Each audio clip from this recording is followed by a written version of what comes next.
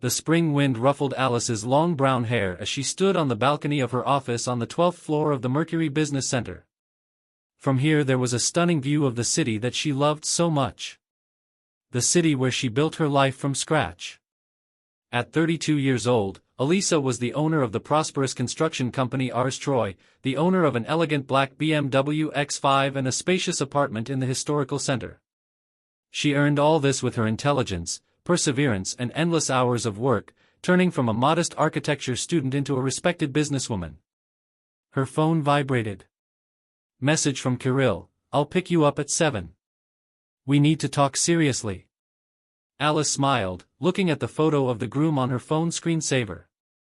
There was only a week left before the wedding, and she and Kirill had been together for 2 years. She met him at the presentation of a new project. He worked as an engineer at a competing company. Tall, with piercing brown eyes and a confident gait, Kirill won her heart with his wit and intelligence. Their relationship developed rapidly, and in a week she will become Elisa Berkatova. She looked around the city again and returned to the office. On the table lay a folder with the latest drawings for a new residential complex, a project that could take her company to the next level. Alice plunged into work, not suspecting that this day would change her life forever. Kirill chose White Nights for an important conversation, one of the most expensive restaurants in the city, where they celebrated the anniversary of their acquaintance. Alice noted that he was unusually silent while they were driving in his car. "Everything is fine?" she asked when they parked. "You're kind of thoughtful today." "Let's talk inside," he answered briefly, opening the door. The restaurant greeted them with dim light from crystal chandeliers and quiet classical music. The waiter, recognizing the regular guests, led them to a table by the window overlooking the evening embankment. After ordering dinner and a bottle of expensive wine, Kirill finally spoke. "You're kind of tense today," Alice remarked as they sat in the restaurant. "Did something happen at work?" Kirill took a sip of wine, put the glass down and looked her straight in the eyes. "We need to discuss our future, or rather, some details." "Of course," Alice put down her fork. "I have all my attention." "You know, Alice, I thought a lot about our life after the wedding," Kirill began, mechanically straightening his already perfectly lying tie. "And I came to the conclusion that some things need to be clarified in advance." "What are you talking about?" "About your business, car, apartment?" He paused. "I believe that after the wedding all this should be transferred to me." Alice thought she had misheard. "Sorry? It's a matter of principle, you know?" His voice became harsher. "I must be the head of the family not only in words. In our family, everything must be managed by a man. This was the case in the family of my parents, my grandfathers and great-grandfathers." Alice felt the blood rushing to her face. Her hands holding the glass trembled slightly. "Are you serious now? We never talked about this. I used to build my own business. For 10 years I gave up my personal life, gave up vacations, took out loans, risked everything. Either you transfer the business and the car to me, or I cancel the wedding," Kirill suddenly blurted out, raising his voice so that several visitors at the neighboring tables turned around. "It is not right for a woman to own property." Alice froze, not believing her ears. The man opposite suddenly became a complete stranger. Where is Kirill with whom she spent 2 happy years? Was she really that mistaken about him, or had he been wearing a mask all this time, waiting for the right moment? "Are you crazy?" she asked quietly. "How dare you talk to me like that?" "This is not discussed," Kirill snapped. "You have a week to think about it. Either you agree, or there will be no wedding." His face was distorted into an ugly grimace that Alice had never seen before. At that moment, she realized that a complete stranger was sitting in front of her. Alice slowly rose from her chair, feeling the eyes of other visitors on her. "You know what, Kirill, go to hell with your medieval views. There will be no wedding, but not because you will cancel it, but because I will not marry a man who sees me only as a source of enrichment." With these words, she left the restaurant, leaving a taken-aback Kirill at the table. The cold evening air hit her face, and only then did Alice feel tears running down her cheeks. Returning home, the first thing Alice did was take off her engagement ring with a large diamond and put it on the shelf in the hallway. It no longer caused her anything but bitterness. She walked into the living room and sat down on the sofa, feeling a strange emptiness inside. 2 years of relationship, thousands of shared memories, plans for the future. Everything collapsed in one moment. She took the phone and dialed the number of Masha, her best friend. "Masha, you won't believe what just happened." Alice's voice trembled. "What's happened?" Masha asked alarmedly. "There won't be a wedding, Kirill." Alice couldn't finish the sentence and burst into tears. Half an hour later Masha was already at her place with a bottle of wine and a box of chocolates. "Tell me," she demanded, pouring wine into glasses. Alice recounted the conversation in the restaurant in detail, without hiding the details. "Did he really say that?" Masha shook her head in disbelief. "It's no good for a woman to own property in the 21st century." "I still don't believe this happened," Alice sighed. "How could I be so mistaken about a person?" "You know," Masha said thoughtfully, "perhaps this is for the best. Imagine if you found out about this side of him after the wedding." Alice nodded. The pain of the betrayal was still fresh, but somewhere deep inside she felt relief, as if she had escaped something terrible. "We'll have to cancel the wedding." Alice looked at the calendar. "We need to call all the guests, cancel the restaurant, return the dress." "I'll help," Masha squeezed her hand. "We can handle it." At that moment, Alice's phone began to ring with calls. "Kirill." She hung up the call and turned off the sound. "He won't leave you alone," Masha warned. "You hurt his ego. Let her try." "Alice has finished her wine. I didn't become who I am by letting people push me around."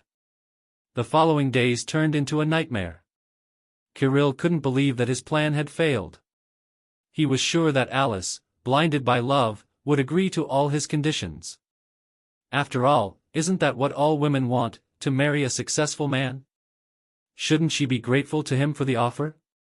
When the first shock passed, Kirill began to act. At first there were endless calls and messages with apologies. "Sorry, I got excited. Let's discuss everything. That's not what I meant." Alice didn't answer. He then tried to force pity on him by telling mutual friends how Alice had broken his heart a week before the wedding. But everyone who knew Alice well did not believe this story. Finally, Kirill came to her office, but the security, warned in advance, did not let him go further than the lobby. "Tell Alice that I won't leave until she talks to me," he shouted as 2 guards politely but firmly escorted him out of the building. "Mr. Berkatov, we have orders not to let you through," the senior guard calmly answered. "Please don't cause problems for yourself or us." Kirill left, but an hour later he sent a huge bouquet of roses with a note, "Forgive me, I was wrong. Let's talk." Alice didn't even open the note. The flowers went into the trash can. There was an unusual atmosphere in the Artstroy office that morning. The employees whispered to each other, casting sympathetic glances at the director's glass office, where Alice was holding a meeting with the main managers.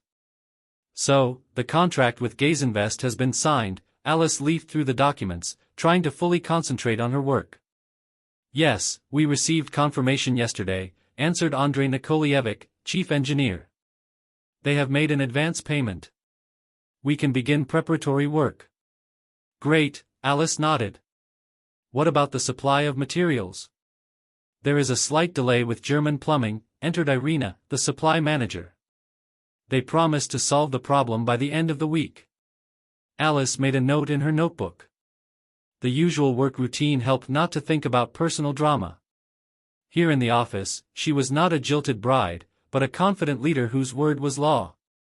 After the meeting, Olga, her personal assistant, approached her. "Alisa Igorevna, are you okay?" she asked quietly. "If necessary, I can reschedule today's meetings." "No need, Alya," Alice smiled faintly. "Work is the best medicine." Kirill called 3 times, Olga said carefully. "I said you're in a meeting." "That's right," Alice nodded. "If he calls again, just don't answer." By evening, Alice felt squeezed out like a lemon. My whole body ached from tension, and my head was pounding. She decided to go to her parents. I didn't want to return to an empty apartment, where everything reminded me of Kirill. My parents lived in a quiet suburb, in their own house with a garden. Her father, Igor Petrovich, a former military man and now a pensioner, met her at the gate. "I know everything," he said by way of greeting. Mom, having told Alice, silently hugged her father and allowed herself to relax for the first time that day. "Let's go into the house. Mom cooked your favorite borscht." At dinner, the parents did not ask unnecessary questions, for which Alice was grateful to them. Only when they were drinking tea in the living room did the mother carefully ask, "Are you sure of your decision, daughter?" "Absolutely," Alice answered firmly. "I will not marry a man who sees me only as a wallet and an incubator for children." "That's right," her father unexpectedly supported her. "Your mother was never like this. We have always been equal partners, and you deserve the same." That night Alice slept in her old room, where everything remained as in her school years. For the first time in several days, she slept peacefully, without disturbing thoughts. Kirill couldn't believe that his plan had failed. 2 days before the wedding, he came to Alice's apartment, hoping for one last chance. "Alice, open up." He was banging on the door. "We need to talk."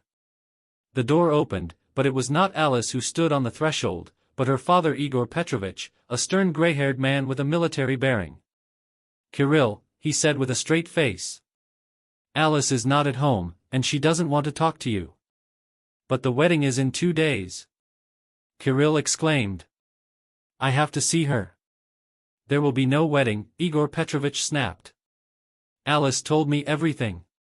And you know, boy, I'm glad she saw your true colors before she became your wife. This is a misunderstanding." Kirill tried to squeeze into the apartment, but Igor Petrovich blocked his way.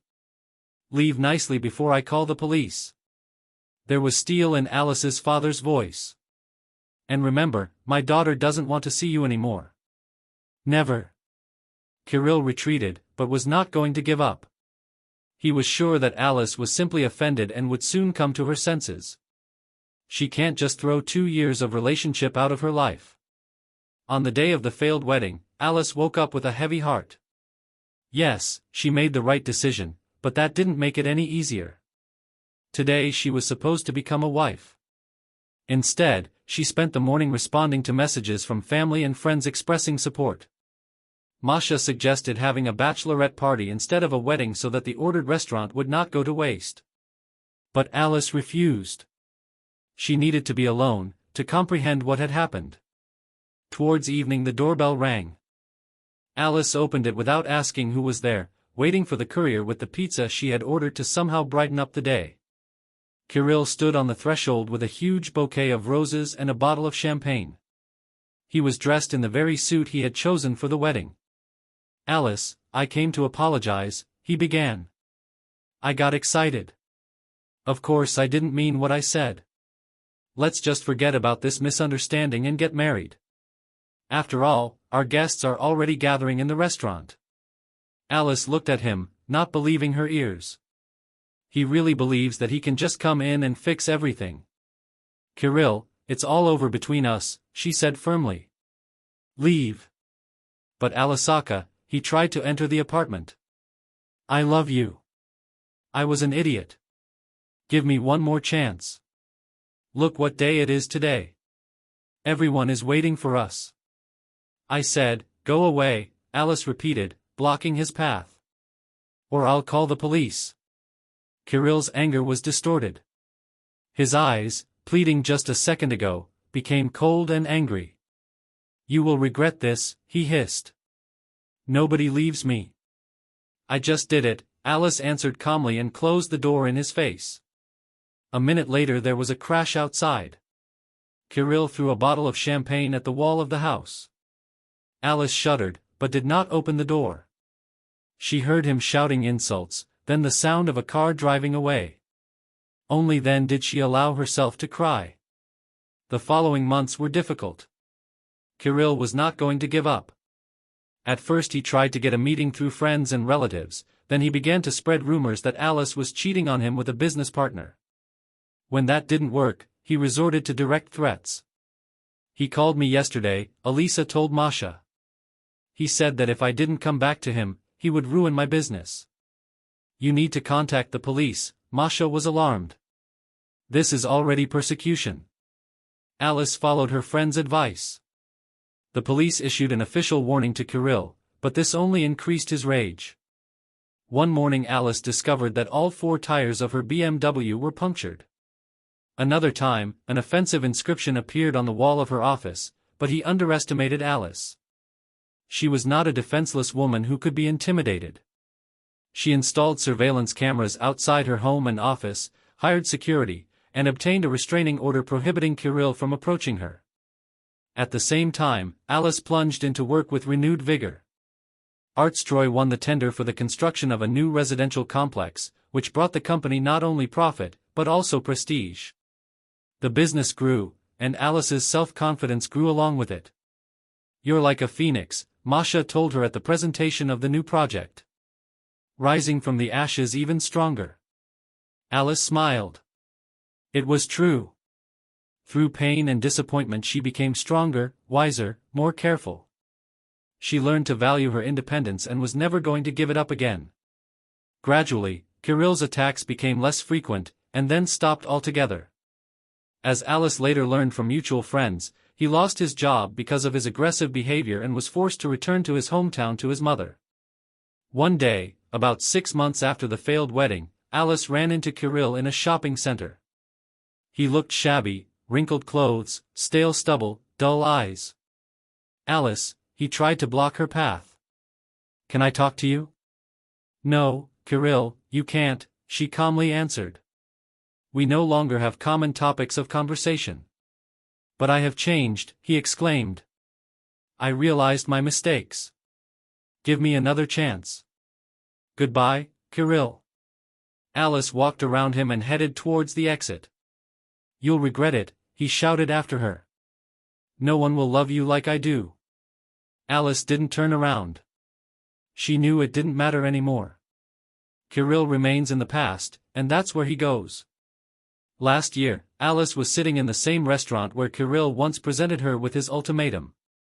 But this time, another man was sitting opposite her, Andrei, an architect with whom she met. At a professional conference, tall with kind eyes and light gray hair at the temples, Andrei was the complete opposite of Kirill. Calm, reasonable, delicate. He never raised his voice and knew how to listen. "You know," he said, looking at her with admiration, "I still can't believe that such an amazing woman like you agreed to go on a date with me." Alice smiled. After everything that happened with Kirill, for a long time she could not bring herself to start dating someone again. But Andrei was different. He respected her work, admired her accomplishments, and never tried to control her life. They met when Artstroy was looking for a new chief architect for a project to reconstruct the historical quarter. Andrei came for an interview, and Elisa immediately noted his professionalism and original thinking. He got the position and they began working together. Gradually, the working relationship grew into friendship, and then into something more. Andrei did not rush things, realizing that Alice needed time to start trusting men again. "I'm glad I agreed," she said sincerely. At that moment, her phone vibrated. Message from Masha: "Have you heard the latest news? Kirill is marrying a girl from his town. They say she is a housewife who fully shares his views on a proper family. I hope she knows what she is signing up for." Alice shook her head and put the phone down. She felt neither anger nor resentment, only relief that this man was gone from her life forever. "Something important?" asked Andrei. "No," Alice smiled. "Just an old story that finally ends." They continued the evening, talking about work, about books, about travel, about everything except the past. Alice felt light and free with this man, who never tried to force her into the framework of a proper woman. He accepted her for who she was, strong, independent, ambitious. 2 years later, Artstroy completed its largest project, the Eden Residential Complex, which became an architectural landmark of the city. At the grand opening, Alice gave a speech, thanking everyone who participated in the project. And special thanks to our chief architect Andrei Sokolov, without whom this project would not have happened, she said, looking at the man standing in the front row. Andrei smiled at her, and in his gaze she read love and pride. Over these 2 years, their relationship turned into a strong union of two equal partners, based on mutual respect and support. After the ceremony, Alice was approached by one of the investors, an elderly man known for his conservative views. "An impressive project, Elisa Igorevna," he said. "But you know, in my day, women didn't run construction companies. It was a man's job." "Times change, Viktor Stepanovich," Alice smiled. "And believe me, for the better." 3 years later, Alice stood on the balcony of the new office of her company, which now occupied an entire floor in the most prestigious business center. Standing next to her was Andrei, her husband for almost a year. "What are you thinking about?" he asked, hugging her. "About how sometimes you have to lose something in order to gain something much more valuable," Alice answered. This is the story. Like and subscribe to the channel.